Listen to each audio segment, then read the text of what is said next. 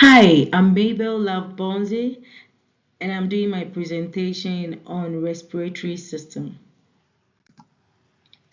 Respiration is the process whereby living organism takes in oxygen and then use it to release energy from food, producing carbon dioxide and water as waste. Now, the respiratory system is the vital organ system that enables the exchange of gases in the body. The structure consists of the lungs, that is the primary organ where respiration takes place. There are also the airway, that is the trachea, the bronchi, and the bronchioles. They are the passive way. They transport the air to the lungs. We also have the nose and the pharynx.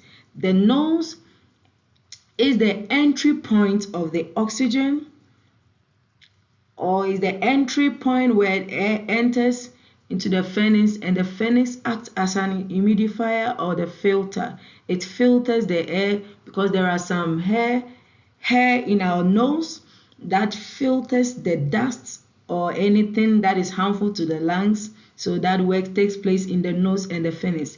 We also have the larynx. Larynx is an organ that prevents food from entering the trachea.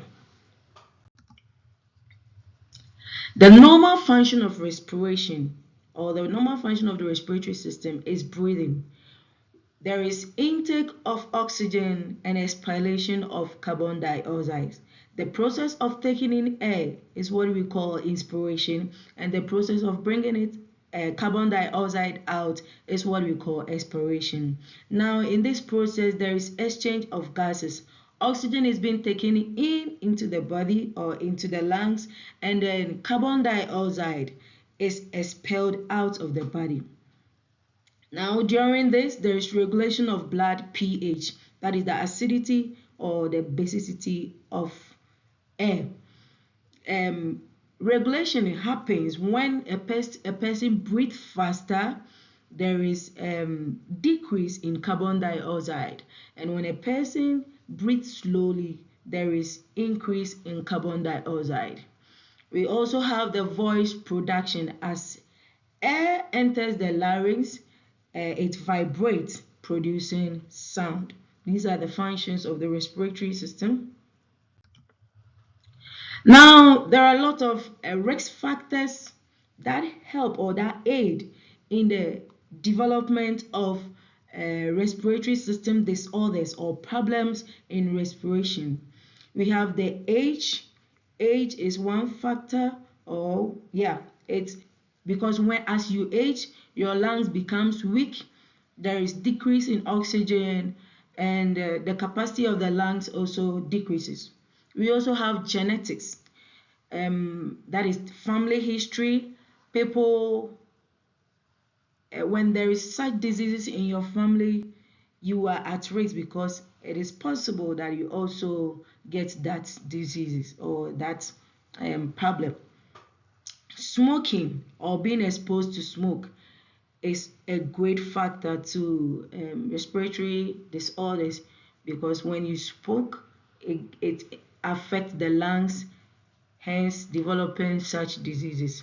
We also have infections.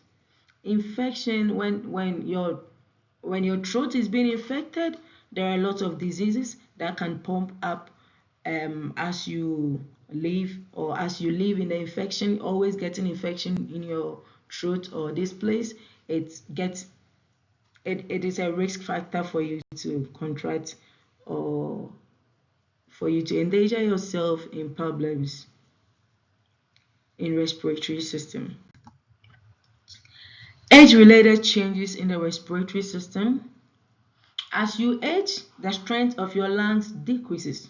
It cannot work as that of the young person, so the strength of the lung decreases, making breathing difficult.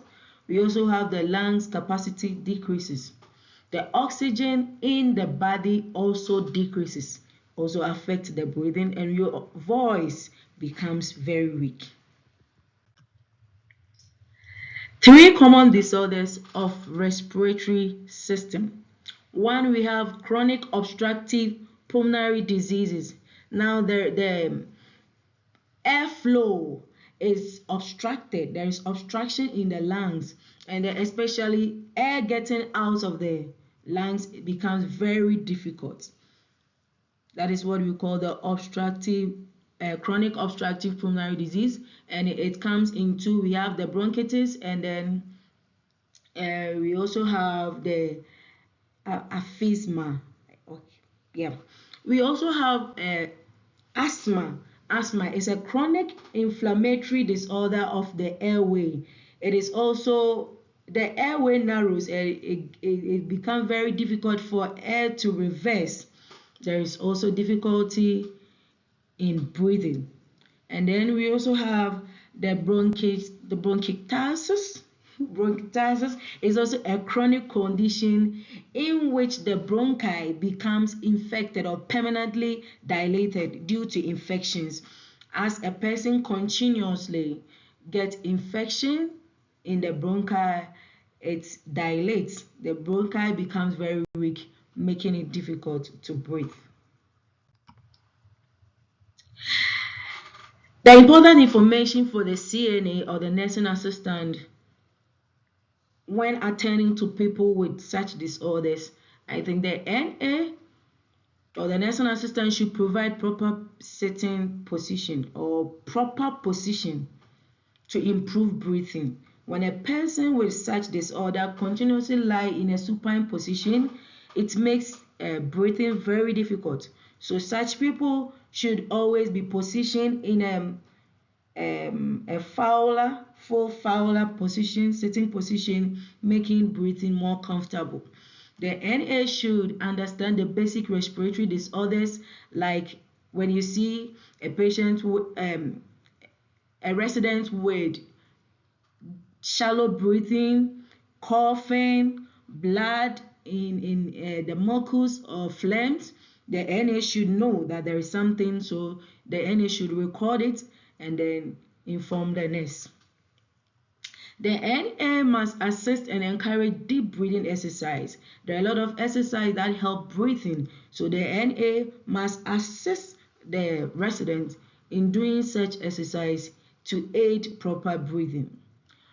The NA must provide rest period as needed and encourage exercise and movement. The resident should not be in a static position. The NA should encourage the resident to move, to walk. That will also help the lungs to develop.